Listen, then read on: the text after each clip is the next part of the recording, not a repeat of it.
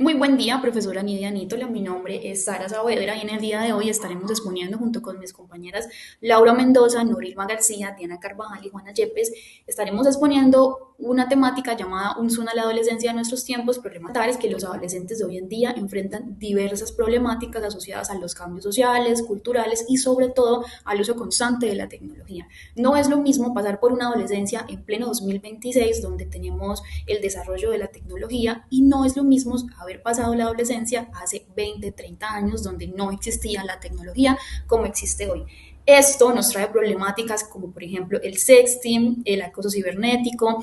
También tenemos dentro de esta los efectos de la pandemia en la salud mental, el libre desarrollo de la personalidad, y todas estas problemáticas pues impactan significativamente en el bienestar psicosocial de los jóvenes. El objetivo de esta actividad pues es reconocer las principales problemáticas que afectan a los adolescentes en la actualidad y fortalecer la búsqueda de información en fuentes confiables, promoviendo el trabajo colaborativo.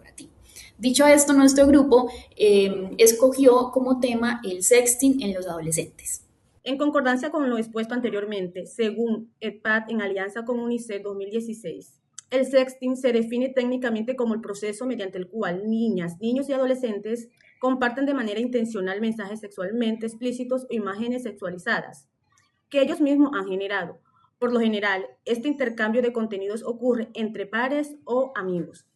A partir de esta definición analizo que con frecuencia esta acción nace por curiosidad, confianza o presión social y generalmente se considera algo privado e inofensivo. Sin embargo, a menudo los niños, niñas y adolescentes desconocen que una vez enviado el contenido, siempre pierden el control de este mismo y como consecuencia genera daño emocional, estigmatización y acoso o chantaje. Por eso entiendo que esta realidad requiere que constantemente se promueva educación digital y estrategias preventivas, tal como lo respalda el ICBF y organismos especializados, para proteger el bienestar integral de nuestros niños, niñas y adolescentes. En cuanto a las dimensiones críticas del sexo, el aspecto más importante es el consentimiento, ya que una persona puede decidir compartir una imagen o un mensaje en un contexto privado, pero eso no autoriza que otras personas lo difundan. Cuando el contenido se comparte sin permiso, se vulneran los derechos como la privacidad, la intimidad y la dignidad. Por ello, organizaciones como UNICEF señalan que la responsabilidad recae en quien redistribuye el material sin consentimiento y no en quien lo creó. Además, es importante y fundamental evitar la culpabilización de los adolescentes, ya que el verdadero riesgo está en la disfunción no autorizada que puede derivar un acoso o afectaciones emocionales o alguna explotación digital. Bueno, en la justificación sabemos de que este tema es un tema urgente que se debe tratar, ya que conecta directamente tres realidades de la adolescencia actual. Sabemos que la hiperconectividad en redes sociales, la violencia en entornos virtuales y el empeoramiento de la salud mental. Los riesgos a diarios que se corren en las interacciones digitales cotidianas, sabemos que los jóvenes se enfrentan a dinámicas nocivas, como la presión social, la comparación constante, el ciberacoso acompañado de las burlas y las amenazas. Si bien es cierto, la exclusión y la filtración de los datos personales, esto conlleva a que haya un daño demasiado grande hacia estos jóvenes. Hay un impacto multidimensional, si bien es cierto, en los entornos negativos no se quedan en el teléfono. Estos dañan directamente el autoestima de la persona, bajan el rendimiento escolar, desgastan las relaciones con la familia, con los amigos, con la sociedad, rompen la estabilidad emocional del adolescente. Entonces, este problema no se soluciona prohibiendo, cohibiendo o restringiendo el acceso a la Internet. Sabemos que la clave está en educar, en prevenir y en seguir educando para el autocuidado y la convivencia digital, fomentando la comunicación en el hogar y una denuncia a tiempo. Es muy importante denunciar a tiempo. La prevención es muy importante, ya que esto permite a que haya una respuesta conjunta y articulada desde tres frentes: el educativo, el social y el institucional. También es muy importante el acompañamiento psicosocial con las rutas de atención. Ahora bien, debemos tener en cuenta que el sexting en la adolescencia no ocurre por una sola razón, sino que está relacionado con diferentes factores. Por ejemplo, en el ámbito familiar encontramos aspectos como la poca supervisión de los padres, la dificultad de comunicación y la falta de educación afectivo-sexual. También podemos encontrar dentro de este campo factores sociales como la presión de los amigos, la necesidad de ser aceptadas e incluso la influencia de las redes sociales. A esto se le suman factores tecnológicos, ya que hoy en día los adolescentes o los jóvenes tienen acceso constante a teléfonos inteligentes y plataformas digitales. Muchas veces comparten información creyendo que lo que comparten o divulgan será netamente privado. Además aparecen los factores psicológicos como la baja autoestima, la necesidad de validación y la impulsividad propia de esta etapa. Concluyendo, considero que esta matriz nos permite como tal comprender que el sexting es un fenómeno complejo que requiere estrategias de prevención, educación digital y acompañamiento familiar. Y es precisamente ahí en donde vemos por qué es tan importante abordar esta problemática de manera integral. Cuando observamos esta matriz nos damos cuenta que las consecuencias del sexting y de la violencia digital van mucho más allá de una publicación o un mensaje compartido. Por ejemplo, en los adolescentes puede aparecer sentimientos de ansiedad, estrés, tristeza o baja autoestima, afectando incluso su rendimiento académico y sus relaciones con otras personas.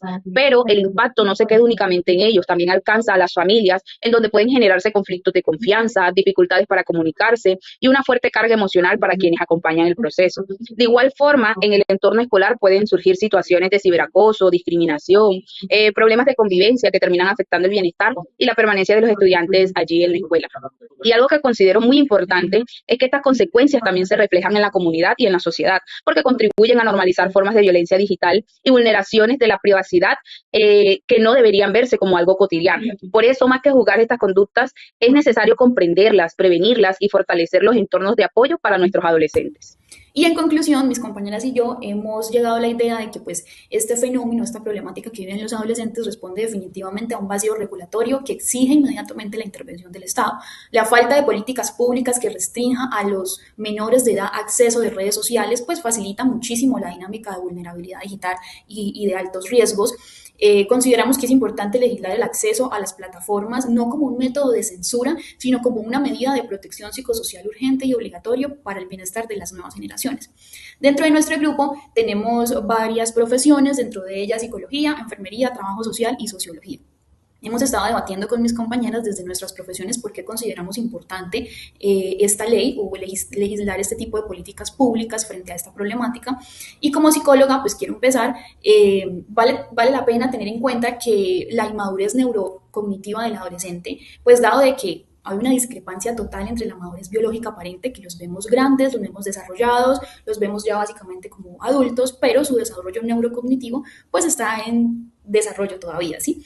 Por el simple hecho de que ellos se vean grandes no significa que su cerebro ya se terminó de desarrollar. Específicamente hay una parte del cerebro que se llama la corteza prefrontal que se termina de desarrollar aproximadamente a los 21 años.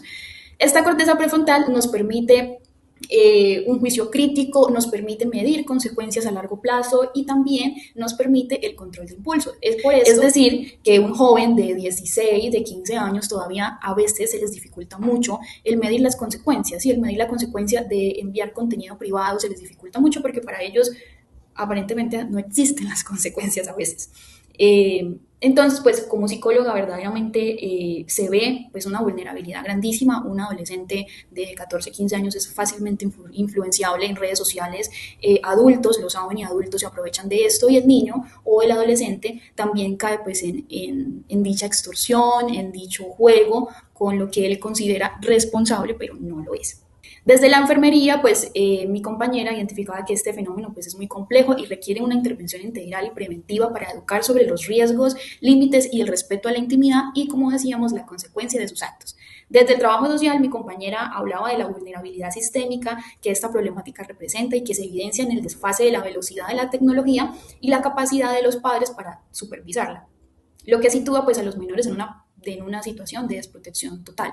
A veces los padres creen que están supervisando las redes sociales de los adolescentes, pero verdaderamente es muy poco y es muy difícil supervisar qué contenido ve el adolescente, con quién está hablando verdaderamente. Los chats se pueden borrar, historial se puede borrar, y pues el padre le queda casi a veces imposible saber qué está viendo su hijo. Entonces el Estado pues no puede delegar la protección de la infancia exclusivamente al ámbito privado, sino que consideramos que mínimamente los jóvenes menores de 16 años no deberían tener acceso a ninguna red social.